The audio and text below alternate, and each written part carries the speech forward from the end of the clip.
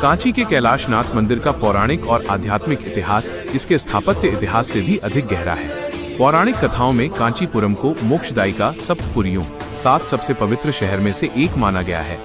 यहाँ इस मंदिर से जुड़ी पौराणिक मान्यताएं दी गई हैं। 1. ब्रह्मा जी की तपस्थली और कांची नाम की उत्पत्ति।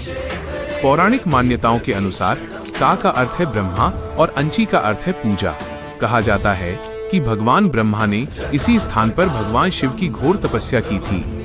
ब्रह्मा जी की भक्ति से प्रसन्न होकर शिव यहाँ प्रकट हुए, इसलिए इस स्थान को शिव कांची भी कहा जाता है।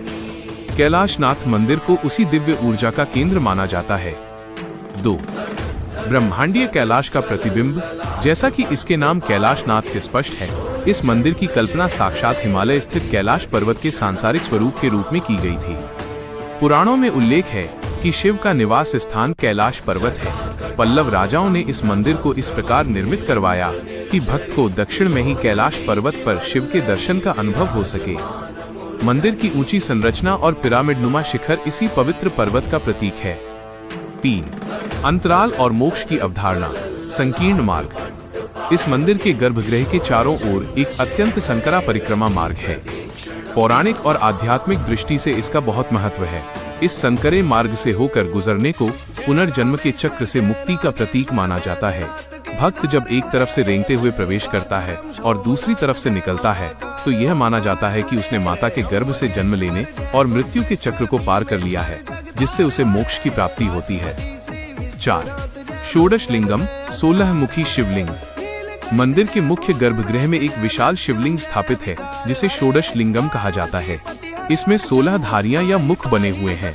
पौराणिक कथाओं के अनुसार यह शिव की 16 दिव्य कलाओं और उनकी सर्वव्यापकता को दर्शाता है। ये शिवलिंग बलुआ पत्थर के बजाय काले ग्रेनाइट से बना है, जो इसकी दिव्यता को और बढ़ाता है। 5. भगवान शिव के विविध स्वरूपों की गाथा। मंदिर की दीवारों पर उकेरी गई मूर्तियां केवल कला नहीं, बल्कि पुराणों की जीवित कहानियां हैं। संहार मूर्ति।